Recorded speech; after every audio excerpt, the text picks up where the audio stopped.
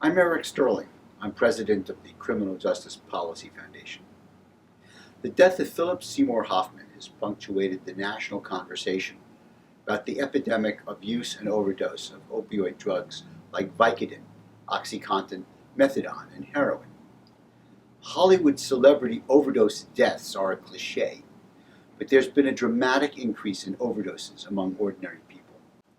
In Montgomery County, Maryland, one of the richest counties in the nation, we have seen a jump in the number of opioid overdose deaths from 2 or 3 per year to 16 in 2013. Illegal opioids like heroin and legal opioids like OxyContin are widely distributed. Opioid medications suppress respiration. With a larger dose than a person can handle, the person stops breathing. If the person is alone, it is unlikely he will survive.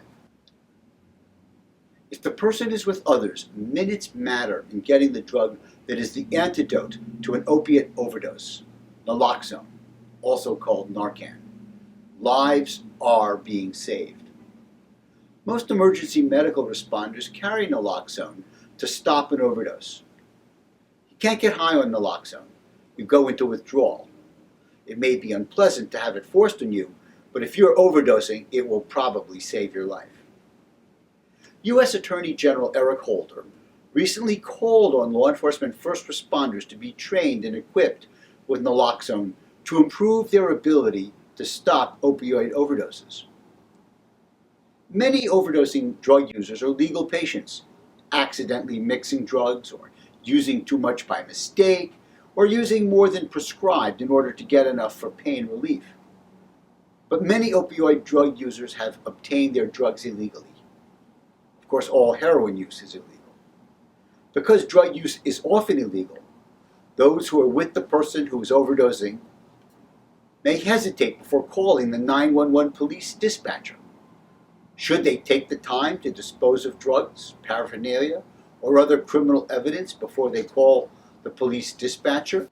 That is why states need 911 Good Samaritan Laws and policies to save lives. If you call for emergency medical help for drugs or alcohol, that life-saving call should never result in your arrest. You should know that you can make the call and not get in trouble. To allow any other outcome puts lives in danger. Now, in many communities, Naloxone is being distributed to the families and friends of drug users to be sure that it's immediately available in the event of an overdose. Last week, in a new State of Maryland program, I was trained to administer Naloxone when I see an overdose. There are many other trainings like that coming up. Look for them online. We need to make drug treatment more accessible. In most communities, there are still waiting periods for people who want to get a bed in a treatment program. All of these efforts save lives. Programs that put Naloxone within the reach of drug users and their friends and family makes sense.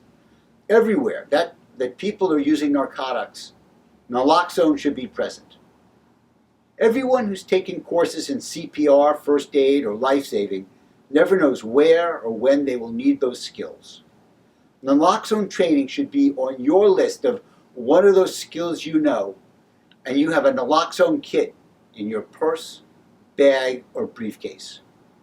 You can save a life.